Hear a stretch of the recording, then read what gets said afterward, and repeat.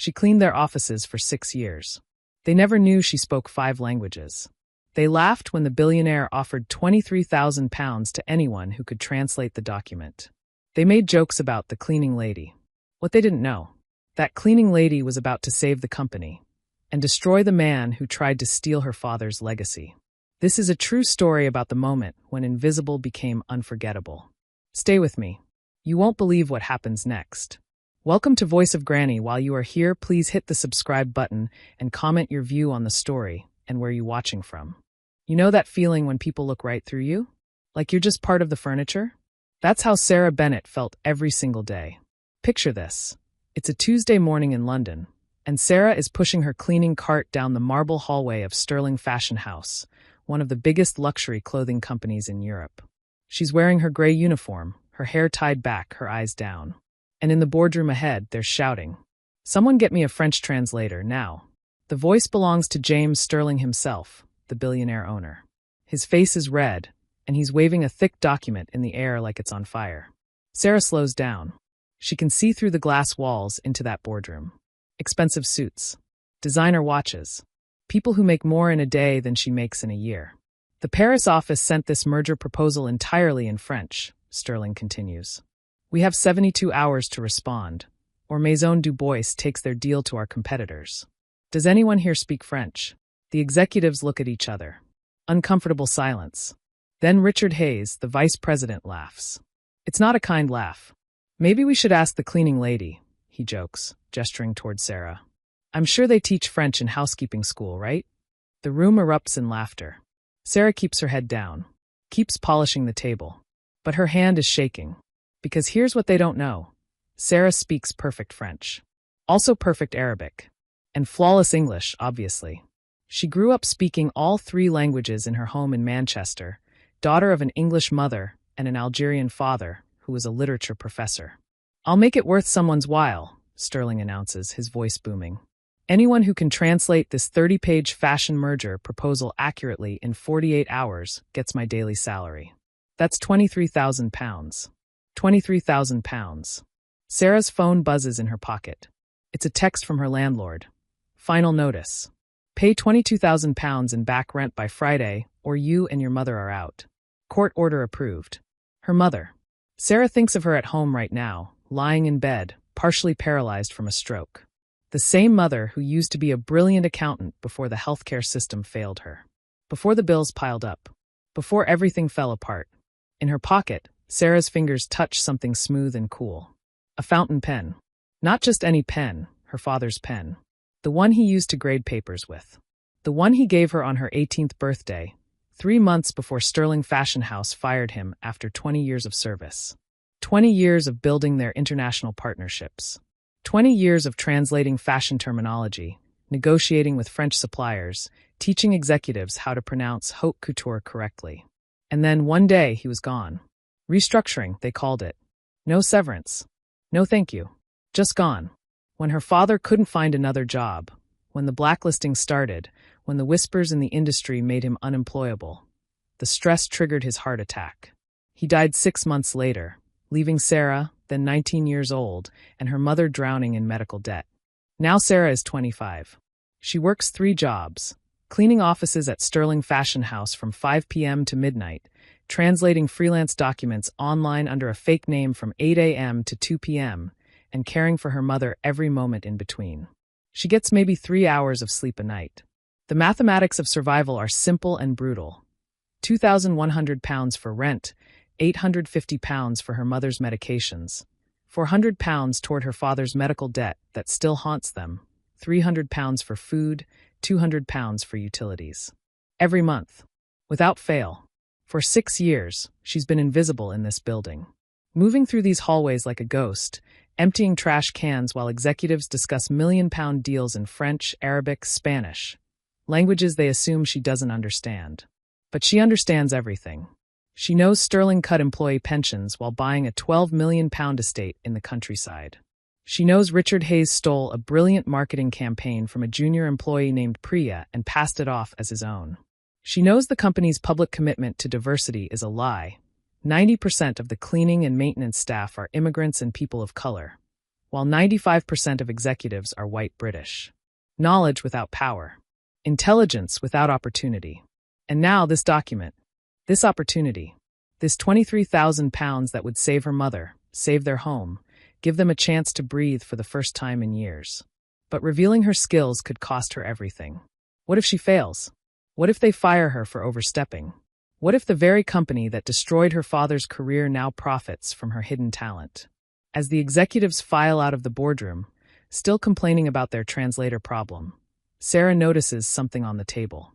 They've left the document behind, just the first page, with the Maison Dubois logo at the top. She glances at it while wiping the table. Her heart stops. She recognizes this specific merger deal. Her father worked on the preliminary negotiations for this exact partnership 7 years ago, before he was fired. Before Sterling decided they didn't need his expertise anymore. The irony is suffocating. Sarah looks at the clock on the wall. 72 hours until the deadline. 72 hours until her eviction hearing. In her pocket, her father's pen feels heavier than ever. What would you do? Would you step out from the shadows and risk everything? Or would you stay invisible, stay safe, and watch your world crumble? Sarah Bennett is about to make a choice that will change everything. That night, Sarah can't sleep. Not that she usually sleeps much anyway. She's sitting at their tiny kitchen table in their cramped apartment. Her mother is asleep in the living room. They converted it into a bedroom because she can't handle stairs anymore. The medical equipment hums and beeps softly, a constant reminder of everything they've lost. The eviction notice sits on the table. Bold red letters, final notice. 72 hours. Sarah pulls out her phone and looks at photos she took of the French document. Just a few pages. Just enough to see what she's dealing with. Her hands start to shake, but not from fear. From anger. Because she can read it perfectly. Every word. Every technical fashion term. Every legal clause. This is her language. Her skill. Her inheritance from a father who believed words could build bridges between people. Words are magic, Habibti. He used to tell her in their kitchen, mixing Arabic endearments with English wisdom. When you speak someone's language, you touch their heart. That's power they can't take away from you. But they did take it away, didn't they? They took her father's job, his dignity, his health. They took her university dreams. She was accepted to study international relations at King's College London. Full scholarship. A future so bright it hurt to look at. Then her father lost his job. Then he died. Then her mother had the stroke. Then 19-year-old Sarah had to choose. Education or survival. She chose survival. Now she translates academic papers online under the username LanguageBridge. She has a 5-star rating. Over 400 completed projects. Clients from 15 countries. But she can't tell anyone. Can't put it on a resume. Because revealing her identity means losing the minimal health coverage her cleaning job provides. The coverage keeping her mother alive. Sarah makes a decision at 2 a.m. She won't reveal herself. Not directly. Too dangerous. But she can test the waters. Saturday night finds her back at Sterling Fashion House. Her cleaning uniform is the perfect disguise for after-hours access. The security guard, Ahmed, waves at her with a tired smile. "Weekend overtime?" he asks in his thick Moroccan accent. "My mother needs medicine," Sarah replies, deliberately thickening her own accent, playing the role they expect. The role that keeps her safe. Ahmed nods sympathetically. He understands. He has 3 kids and works 2 jobs too. The executive floor is empty. Silent. Sarah wheels her cart past the boardroom where they left their translation attempts scattered across a whiteboard. She looks at their work and physically winces. They've mistranslated the title. They think fusion creative means creative confusion. They've confused actionaires, shareholders, with actionaires, actionable items. They've turned heritage textile, textile heritage, into inherited textiles. It's a disaster. Using her father's fountain pen, Sarah carefully corrects 3 critical sections. She translates the complex fashion terminology with precision, words like ateliers de haute couture, maisons patrimoniales, savoir-faire artisanal. Terms her father taught her at the dinner table, while her mother made couscous, and her father explained the poetry of French fashion language. She signs her corrections simply, Night Owl. It's a test. Specific enough to show expertise. Limited enough to seem like helpful hints rather than a complete solution. By Sunday morning, her anonymous help has created chaos. Sarah arrives early with her cleaning cart, positioning herself near the boardroom door where she can hear everything. Who the hell is Night Owl? Sterling demands. Security says nobody unauthorized entered the building, Richard Hayes responds, studying the whiteboard with narrow eyes. Sarah watches through the glass as Hayes looks at her corrections. His expression changes. Calculating. Cold. Then, to her absolute shock, he erases her signature. Actually, Hayes says smoothly, turning to Sterling, I did this part. I've been studying French privately. Didn't want to make a fuss until I was fluent, but given the emergency. Sterling claps him on the shoulder. Finally, some initiative, Hayes. You take point on this. Coordinate the team. Sarah feels like she's been punched in the stomach. Her work. Her knowledge. Her father's legacy. Stolen. Again. But she can't afford to feel angry. Not with 60 hours until eviction. That night, with her mother finally sleeping, Sarah spreads the photographed documents across their kitchen table. She works through the technical portions, her pen flying across paper. Then she sees something that makes her blood run cold. Buried in the legal language is a clause. Workforce optimization requirements. In plain English, it means Sterling Fashion House would be required to lay off 300 workers at their manufacturing facility to cut costs. Among those workers would be her cousin's family. Refugees from Algeria who finally found stability after 3 years of struggling in London. Sarah sits back. Her father's pen suddenly feels impossibly heavy. Complete the translation anonymously and enable more families to suffer? Or reveal herself and risk everything? Her phone buzzes. It's her supervisor. New security cameras installed in executive wing. All cleaning staff must complete tasks before 7 p.m. starting Monday. No exceptions. The window is closing. Sarah looks at her mother sleeping in the next room. At the eviction notice. At her father's pen. Sometimes the right choice is the hardest choice. Sometimes being invisible is the only way to survive. But sometimes, just sometimes, survival isn't enough. By Monday evening, Sarah is running on pure adrenaline and desperation. She's managed to translate roughly half the document, sneaking moments during bathroom breaks, working frantically in supply closets, hiding pages under her cleaning supplies. It's exhausting. It's dangerous. But it's working. She leaves more Night Owl notes in the boardroom. More corrections. More expertise. And Richard Hayes keeps taking credit for every single one. She watches him get praised. Watches him get promoted to lead the project. Watches executives who wouldn't give her a second glance treat Hayes like a genius. The countdown is ticking in her head like a bomb. 58 hours until eviction. 47 hours until the French deadline. Her mother's condition worsens. The stress of potential homelessness is spiking her blood pressure to dangerous levels. The doctor calls Sarah at work. She needs to be admitted to hospital. We need a 1,800 pounds deposit. Sarah doesn't have 1,800 pounds. She barely has 180 pounds. We need a miracle, her mother whispers that night, squeezing Sarah's hand with her one good hand. But Sarah has the miracle within reach. If only she's brave enough to grab it. Then Tuesday morning brings disaster. We have a security breach. The words echo through the executive floor. Sarah is arranging coffee service, keeping her face blank as the security chief plays video footage. There's a shadowy figure in the boardroom after hours. The camera's caught someone, but the angle doesn't show a face. Could be corporate espionage, the security chief says gravely. Could be a competitor trying to steal the deal. Investigate everyone, Sterling orders. Especially maintenance staff with after-hours access. Sarah feels Richard Hayes staring at her. Has he figured it out? By afternoon, security is interviewing every cleaner. When it's Sarah's turn, she plays her role perfectly. The simple immigrant worker who barely speaks English, confused by complicated questions. No understand problem, she repeats, hating herself for the stereotype but recognizing its protective power. I clean only. No touch papers. The security chief seems satisfied. But Hayes lingers after the interview. His university ring, Oxford, he never lets anyone forget, taps against the desk. Interesting, he says. You seem to understand English perfectly well when I'm giving you cleaning instructions. Sarah shrugs, eyes down. Instructions simple. Questions complicated. Hayes leans closer. I think you understand much more than you let on. Much more.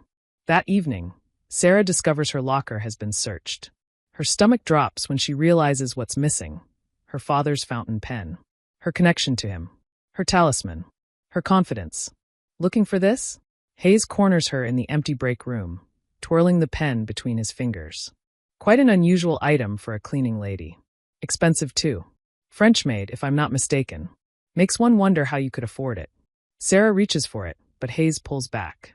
Security is very concerned about unauthorized personal items that could be used for corporate espionage. I've taken the liberty of filing a report. By Wednesday morning, HR issues Sarah a formal warning. Possession of suspicious materials. Questionable behavior.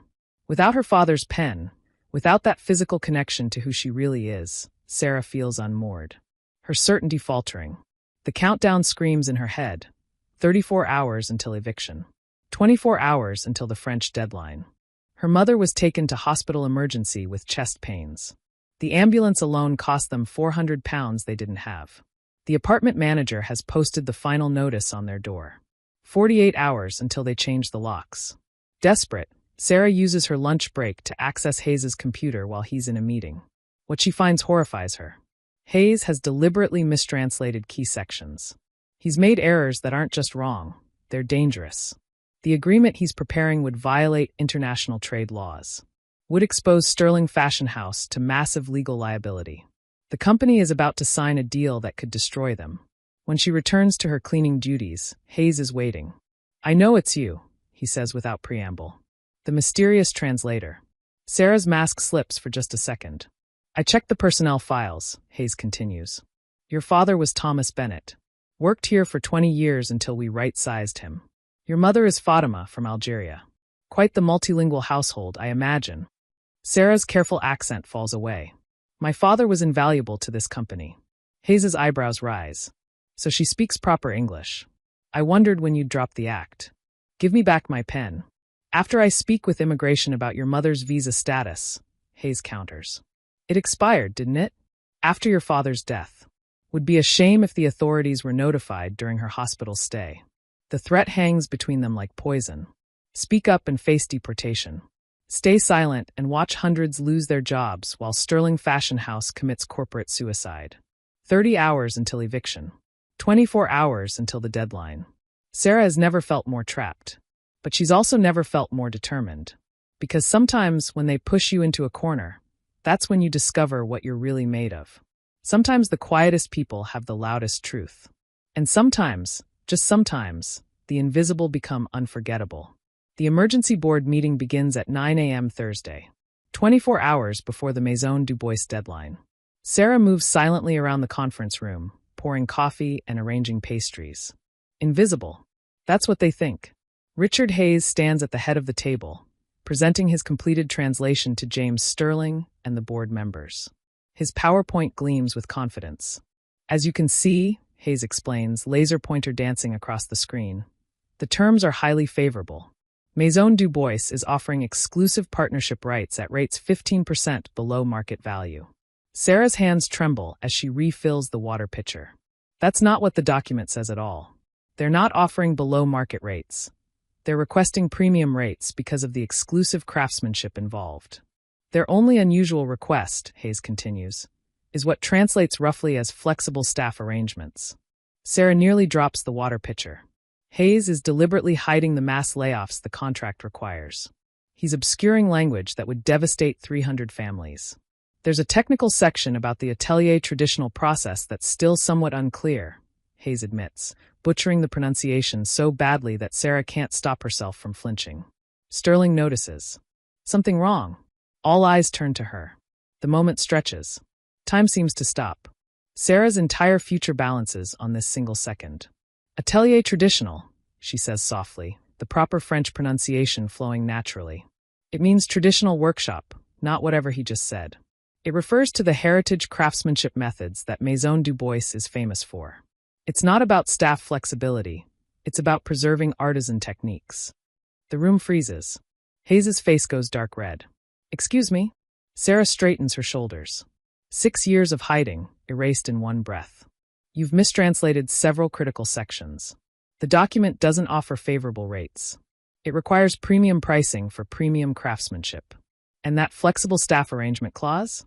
It mandates that Sterling Fashion House lay off 300 manufacturing workers within 60 days of signing. How dare you interrupt? Hayes begins, but Sterling cuts him off. You speak French. Sterling demands, looking at Sarah as if seeing her for the first time in 6 years. French, Arabic, and English, Sarah answers, her heart pounding so hard she can feel it in her throat. My father was Thomas Bennett. He built your international partnerships for 20 years before your restructuring. He taught me fashion French and business terminology from the time I could talk. Recognition flickers across Sterling's face.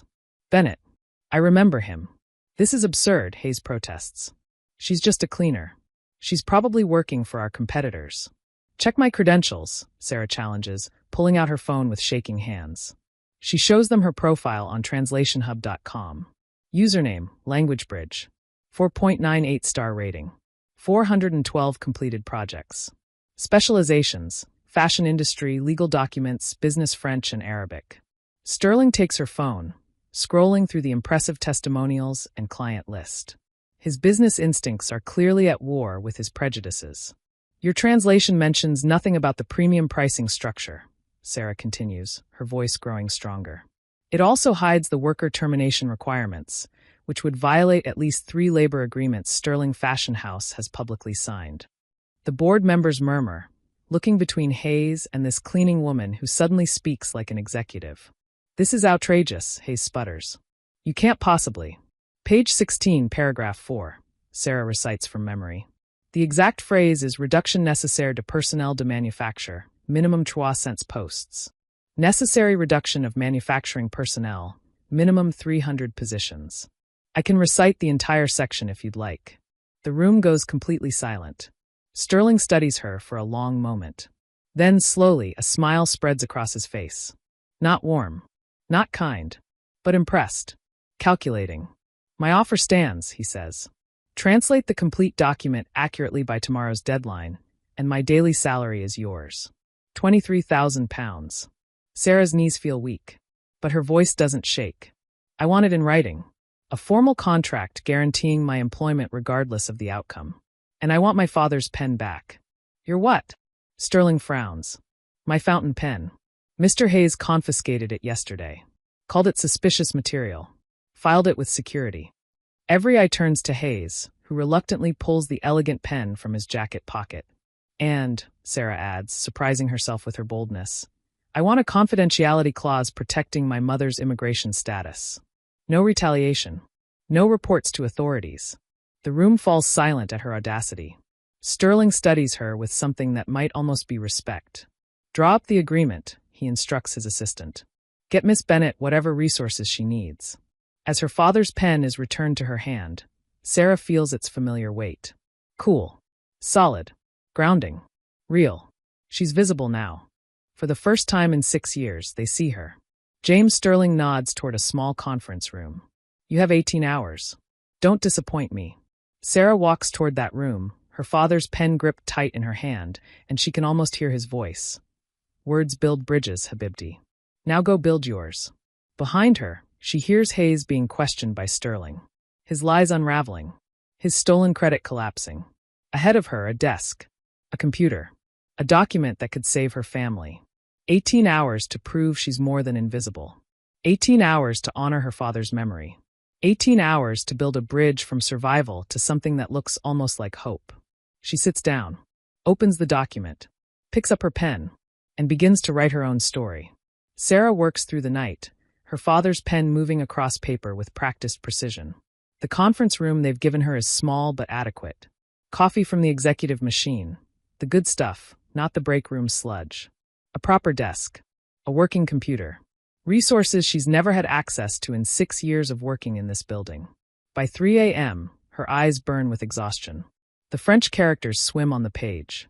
But she's completed nearly 90% of the translation, carefully documenting every technical term, every cultural nuance, every subtle implication that machine translation could never capture.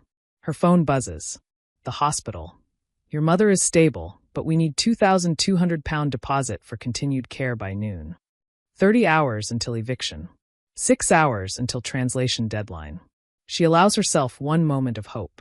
Sterling's money would solve everything. Hospital bills. Back rent. Breathing room. Maybe even a small apartment near medical facilities. She rests her head on her arms. Just for a moment. The crash of hot coffee across her desk jolts her awake. Oh, how clumsy of me. Richard Hayes stands over her, empty cup in hand. False concern on his face. I was bringing you a fresh cup. You looked exhausted. Sarah jumps up, frantically dabbing at the spreading liquid with tissues. Her handwritten notes are soaked. Her laptop screen flickers, then goes black. My translation, she begins, panic rising. Don't worry, Hayes says with a smile that doesn't touch his eyes. I backed up your files to my secure drive. For safekeeping. But unfortunately, he shrugs. Technical glitch. Corruption. These things happen. Give them back, Sarah demands. I would, but the files seem to have been accidentally deleted. So unfortunate. He turns to leave, then calls over his shoulder. Sterling expects perfection. One mistranslated clause could cost millions. I'm sure he'll understand if you withdraw. Sarah's phone buzzes. Her landlord. Eviction happening this morning instead of Friday. Sheriff approved acceleration. She stares at the ruined papers. The dead computer. For hours of work destroyed. Her mother in hospital. Eviction imminent. Hayes has won. For one long moment, she considers giving up. Walking away. Finding another cleaning job somewhere they can't touch her. Then she sees her bag. The edge of a notebook peeking out. Her father's research journal. She'd brought it for reference, but forgotten about it until now. Inside are his detailed notes on French fashion terminology, industry contacts, negotiation strategies, cultural insights about working with Parisian fashion houses. Knowledge gained over 20 years that most people spend careers trying to learn. Wait, Sarah calls as Sterling enters, ready to fire her. He pauses at the door, irritated. We're done here, Miss Bennett. My father worked on this exact partnership, Sarah says, pulling out the journal. The preliminary Maison du Bois negotiations 7 years ago. Before he was fired. These notes contain context that isn't in their proposal because they assume you already understand it. She opens the journal, finding pages of insights about Du Bois' family business practices, their negotiation style, their values around craftsmanship and heritage. I can complete this translation with accuracy and cultural precision no agency could match, Sarah says with new confidence. Because I'm not just translating words, I'm translating relationship. Sterling studies her. Studies the journal. You have 10 minutes. Sarah works with fierce focus, her father's pen and journal side by side. At precisely 8:58 a.m., she walks into the boardroom where executives have gathered for the video call with Maison du Bois. She places the translation before Sterling. The call is starting, his assistant announces. Sterling scans the document, then looks at Sarah. Miss Bennett, perhaps you should. Actually, comes a voice from the video screen. We would prefer if Miss Bennett stayed. Everyone turns to the large display. Antoine Du Bois, CEO of Maison du Bois, sits with his team. Beside him is an older man Sarah recognizes from her father's photos, Marcel Fontaine, former colleague. Miss Bennett, Fontaine says in French, it is an honor to meet Thomas's daughter. He spoke of your linguistic gifts with such pride.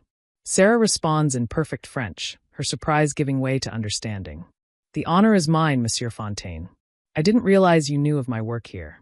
We didn't, Antoine Du Bois interjects, switching to English, until our team noticed someone was accurately translating our deliberately complex proposal.